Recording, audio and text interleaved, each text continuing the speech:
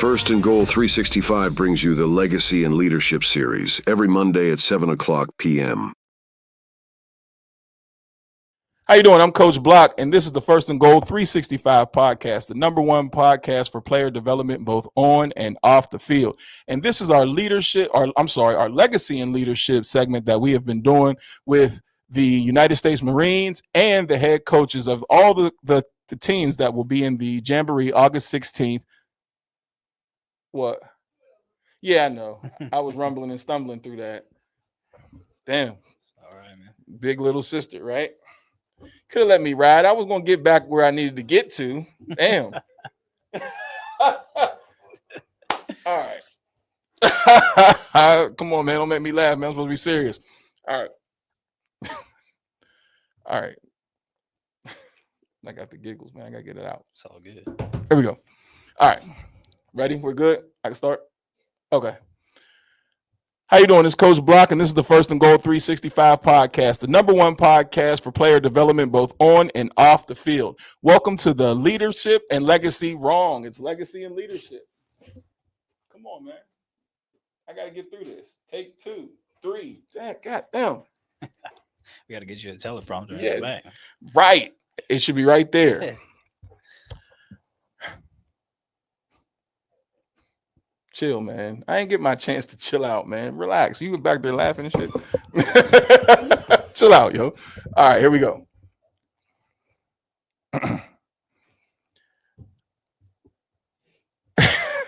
can see you laughing. Stop laughing, man. It's going to make me laugh. Come on, man. We got to get through this. Shit wouldn't come out. All right. All right. See, hopefully y'all feel good now because I can't get my shit together. I feel I do. I was a little nervous, man. There we go. Don't worry about it. Here we go.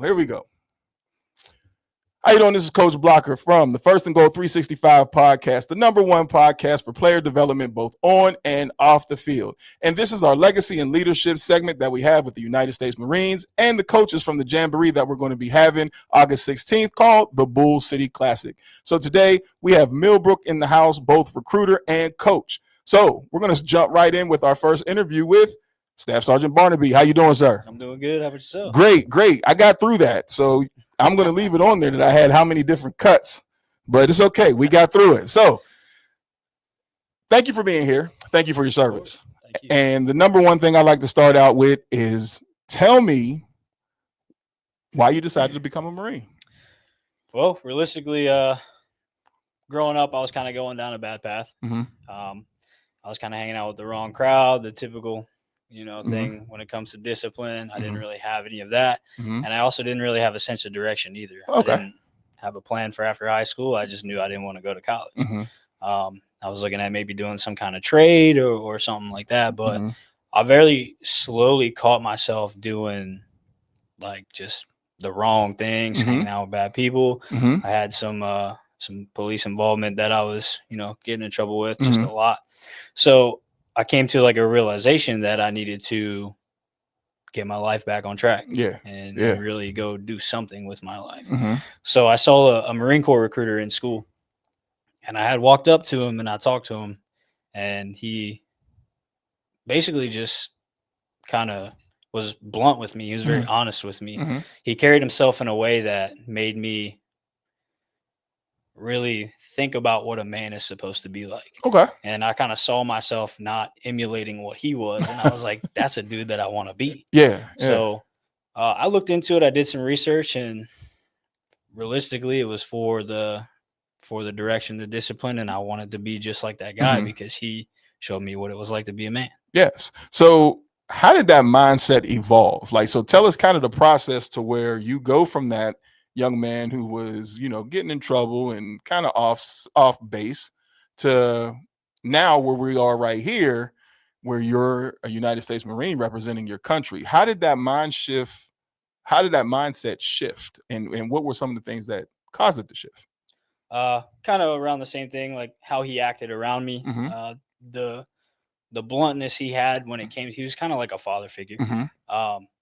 Like my parents were divorced. I spent some time with my dad, but not as much, and he helped me reach my goals. He told me like, hey, anything that you want in life is actually something that you can accomplish as long as you put the work and effort into it. Yeah. So it was that moment forward. Like after I talked to the Marine Corps recruiter, I knew 100% I wanted to be a Marine. And he just worked with me. He developed me. He helped the changing of my mindset from being an immature kid to doing bad things to wanting to change and become somebody better, somebody who somebody else can look at and be like, hey, that's what a man should be.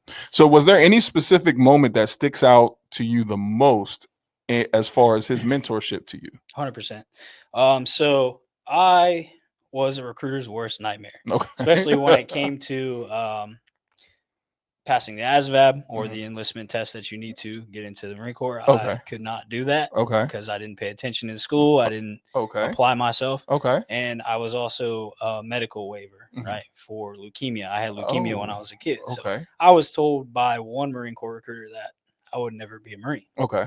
And then he was the second recruiter that I talked to. And he looked me dead in the eye. He was like, I'm not going to promise you anything. But if you work for what you want in life, I'll be 100% willing to put my time and effort into you. Yes. Regardless of the outcome. Good. So that specific moment there really like showed me like how much he cared. Yeah. So then now what part of this story, because I'm glad that you are vulnerable and transparent enough to be able to say like, man, I was not the kid that, the idea kid in school. So what part of that helps you connect with the students who are unsure and maybe don't even believe in themselves or know their potential? That's a good question. So typically how it starts, right, is you never really judge a book by its cover. If you were to look at me 10 years ago, you would have never expected that I would be in this seat wearing this uniform. Yes, sir. So you never judge a book by its cover. You talk to everybody. The things that I like to talk to the young men and women about when it comes to the Marine Corps is how it ultimately changes their life for the better. So along the lines of giving them mentorship and like guiding them to a better path, I would say like never take that opportunity off the table. And just by being that straightforward with them, like my recruiter was, it shows a lot of respect. Like they have so much respect for you because they got people telling them every single day stuff that they want to hear. Yeah. But you're never going to have somebody sit there and tell you what you need to hear. Yeah. Yeah. Now, if you can explain a little bit about the process with the relationship building prior to even leaving for basic training, because even myself, I might be a little bit ignorant to it too, where you think you signed up and the next thing you know, you got a date when you're getting on the bus and getting the heck out of here. So could you go through like the process of before you even get to basic training? Yeah. So like I said, it all starts with like a conversation with the recruiter, providing that you talk to the recruiter. The recruiter basically gets a feel for kind of who you are, what kind of personality you have, like what you could bring to the table for the Marine Corps, right? Then you sit down and you have a one-on-one conversation at the office or at home or school, wherever. And then the recruiter will put you on what we call an enlisted screening test. That's the practice test for the ASVAB. Once you get done with that and you score high enough, we sit down, we talk to you about your goals, your ambitions, what drives you, what makes you want to be who you want to be. Okay. And then we just write out a plan for you. Okay. We shoot it straight with you. Like, hey, here's what you want. Here's how you can get it. Here's everything the Marine Corps has to offer. Yes, to help you achieve your goal, but it's about what you do as an individual with the things that you've been given. Okay. Providing that goes well and they say that they want to take the next steps in becoming a United States Marine, then they'll go to the military entrance processing station. They'll take their actual ASVAB, and then what they'll do is they'll get a physical. Everything's good there. They come into the delayed entry program. Okay. The delayed entry program is designed for me as a recruiter to help and lead, guide, and mentor that pulley or that future recruit for recruit training. Okay. So throughout that time that they're in the delayed entry program can be up to a year. We just develop them. We get them ready for recruit training, teach them knowledge, teach them how to not only do Marine Corps things and PT and physical aspects. We teach them all that stuff, but we also teach them how to actually be better human beings. Okay. Okay. So then now I always try to, put the parallels of recruiting for athletics, especially football, because that's what we're talking about with the Jamboree. And then also with recruiting a potential Marine. What is it that you see in a student where you're like, they could do it? You know what I mean? Like what is a good idea recruit to even attempt basic training? So I will tell you, it's not, don't judge a book by its cover. Right. Anybody you talk to, it could be the very athletic kid Mm-hmm. who would want to be a Marine. Mm-hmm. Physically, it would be easy for him. Mm-hmm. But realistically, having the conversation and finding out what drives them and like what really gives them the courage to sit down with you and Mm-hmm. talk to you. Mm-hmm. Because some people, it is intimidating to talk to a Marine Corps Yeah. recruiter. Like, Yeah. and Yes. that's just kind of a picture we paint for ourselves. Mm-hmm. So anybody who realistically has the courage to sit down and talk to you Mm-hmm. and be, I guess, vulnerable with Mm-hmm. you and tell you what they want and like how their life is going. Mm-hmm. Those are the people that we look for. Okay. Somebody with courage, Mm-hmm. because it takes a lot of courage to do this. Yes, it does. It definitely does. Now, how do you stay true to yourself when your job often requires such discipline and structure? So you're a Marine through and through, but then what do you do to kind of detach from that sometimes when you're at home by yourself? Like, what are some things that you do just for self-care? Because every job gets stressful no matter what it is. So how do you still stay true to you?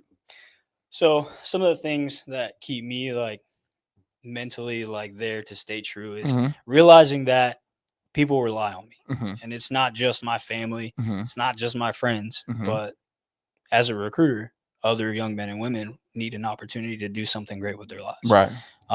And that's what I'm here for. Mm-hmm. People rely on me at the end of the day, whether Mm-hmm. it be my family, friends, those men and women that want to take the opportunity. Right. So that keeps me on the right path. Okay. Just waking up knowing that I can do those things. Mm-hmm.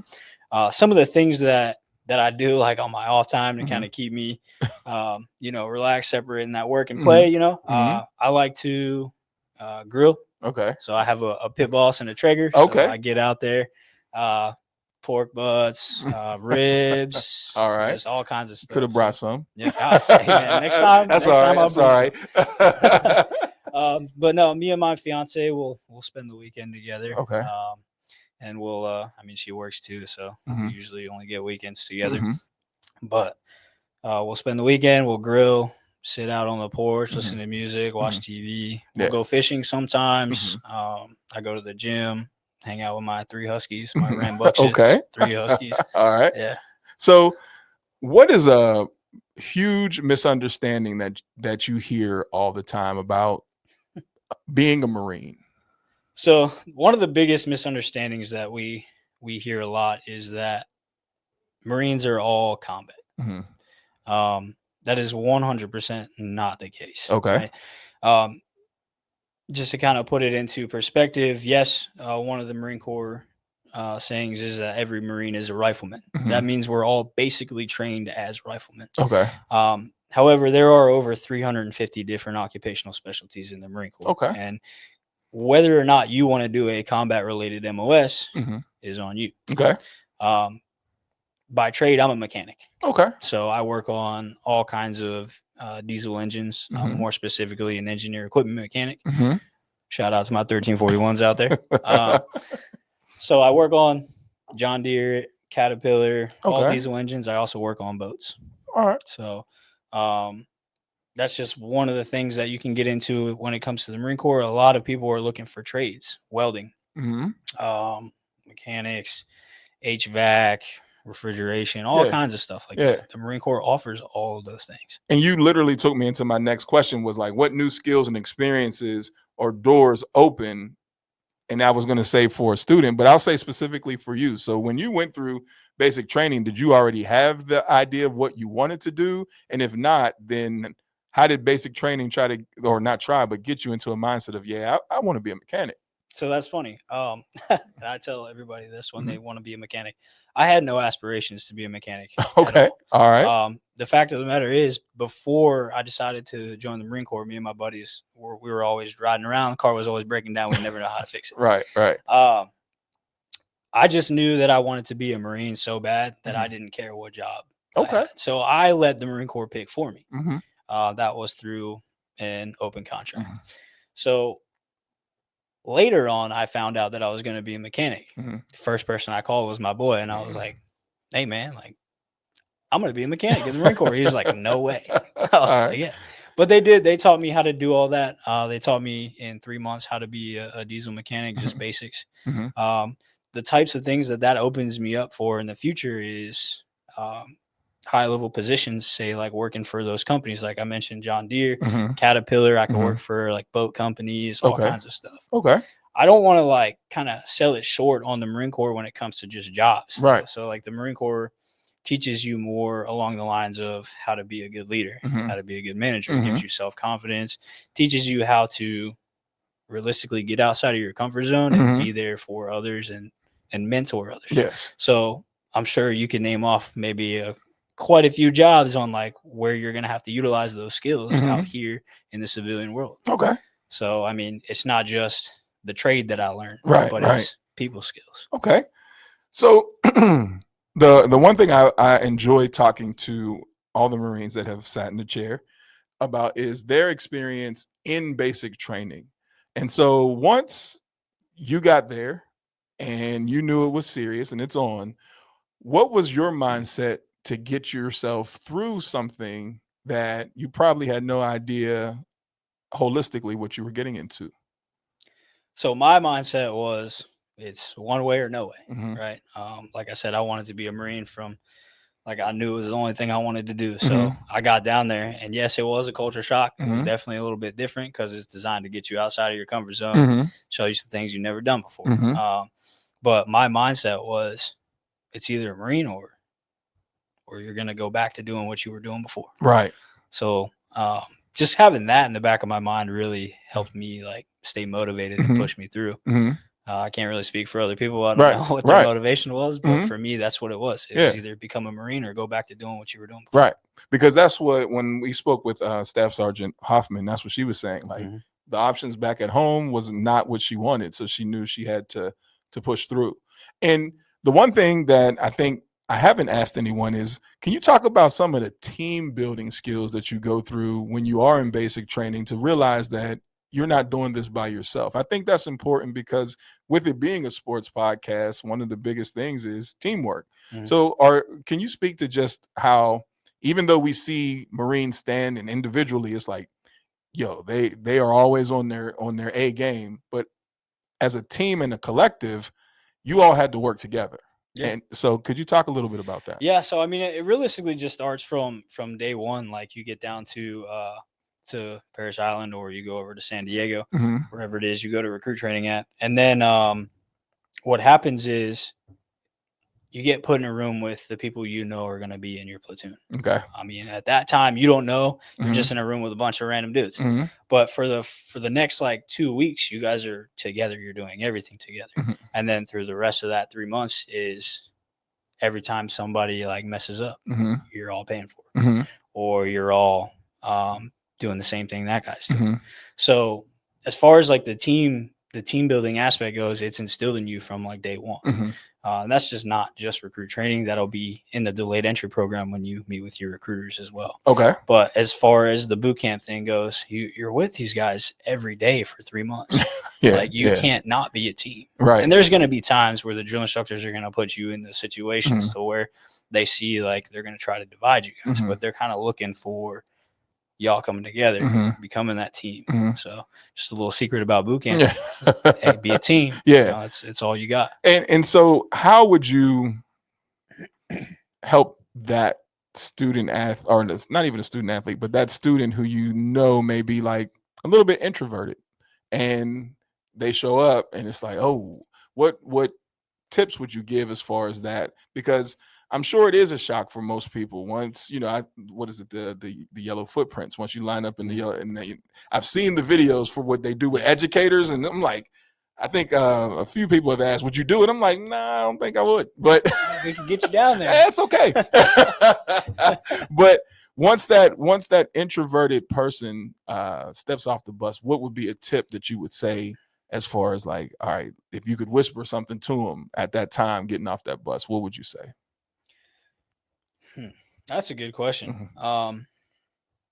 If I could whisper something to them when I get off the bus, it's just move fast, Mm-hmm. Mm-hmm. be loud, Yeah. just move with intention. Yeah. You know. Yeah. But it's funny that you bring up the kind of introverted recruit, Mm-hmm. because we have a couple of them, right? Mm-hmm. Realistically, we sit down with a lot of the introverted young men and women, Mm-hmm. and they're mostly looking for a way to not be introverted. Mm. So that self-confidence, Yes. that poise, something about them, right? Yes. Those are the things that they're realistically looking for. Mm-hmm. So when it comes to them coming into the delayed entry program, when they decide to take the steps of becoming a Marine, Mm-hmm. what I do personally is I will tell them, like, hey, like, yes, you're showing up here for PT, but I told you that I was going to help you reach your goals, right? Yeah. I'll tell them to go talk to 5 people from their school that they've never talked to before. Okay. Just get them outside of their comfort zone. Mm-hmm. Once you start doing that with them, then they're more inclined to have a better time at boot camp. Okay. Okay. So it all, like I said, it all starts in the delayed entry program, Mm-hmm. and then it just kind of carries on. Like that momentum carries on in boot camp. So how do you handle parents? And I'm going to ask Coach Marshall the same question because he has to deal with parents as well. How do you deal with parents where you can see maybe they're putting that uncomfortable tug of, I don't necessarily agree with your decision? So is it something that you kind of talk with the student about and the parent, or do you do things to, assure the parent? Because I know, a lot of students don't want to disappoint their parents or things like that. But it is ultimately their decision. So how do you work through that when you see that there's a family tug about the decision ultimately the student wants to make? So that's definitely a good question. What happens is when we kind of make first contact with the young man or woman, we always want parents to be involved, because at the end of the day, like, if some random stranger came up and talked to my kid, I don't have kids, but I know that I would be probably pretty livid about it if they didn't say anything to me. Yeah. A lot of the confusion and the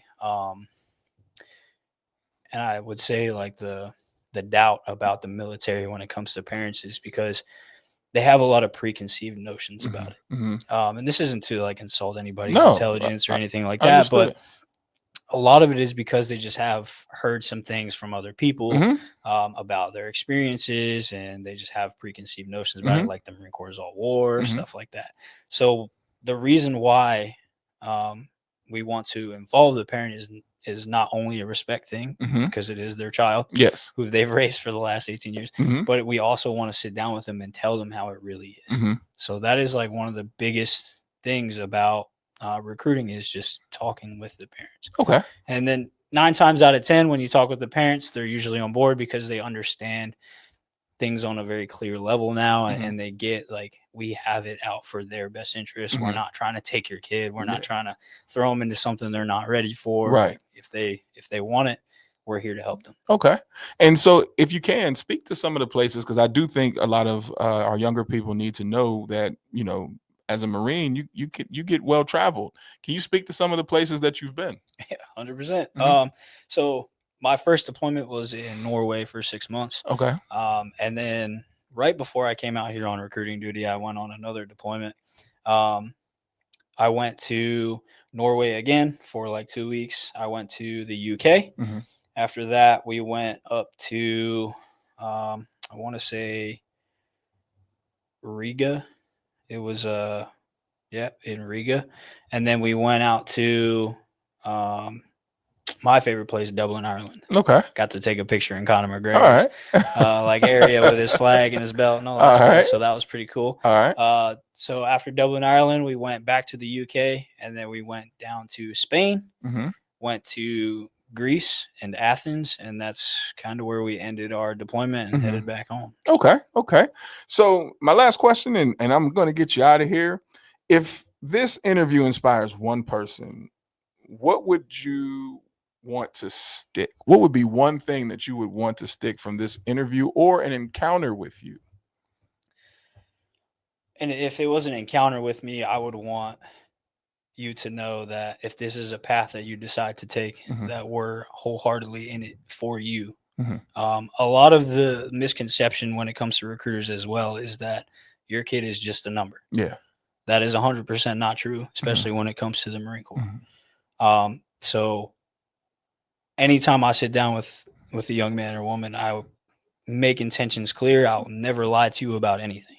I'm not going to ever promise you anything, like my recruiter told me. Right. Right. So I'm in it for your success. I'm not in it for mine. I'm already here. I've already have a good life set up for me. Yeah. So I'm here for you, just like my recruiter was here for me. That's great. That's great. I got one more question, if you don't mind.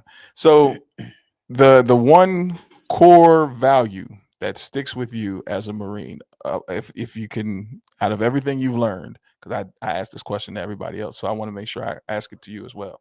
What is that one core value that sticks with you the most out of everything that you've learned as a Marine? Commitment. I'll say commitment because it takes a lot to do what you do as a Marine, even just as a person on a daily basis. You have to wake up. It starts with that. You have to wake up. You have to be motivated. You have to understand that people are counting on you. If you're committed to taking care of yourself and you're committed to taking care of those you love, those you care about, and committed to taking care of those even you don't know. Yes. All the rest of it falls into place. Great. As long as you care, somebody's going to be there to help you. Well, I thank you for being here today with the First and Goal 365 podcast, and I appreciate your service as well, sir. So, was it that bad? It was your first time podcasting, right? 100% first time podcasting. It wasn't that bad, was it? No, it really wasn't. See, it's just like we're talking in the living room. Keep it locked with First and Goal 365. Next up, we have Coach Marshall, head coach of Millbrook High School, coming up.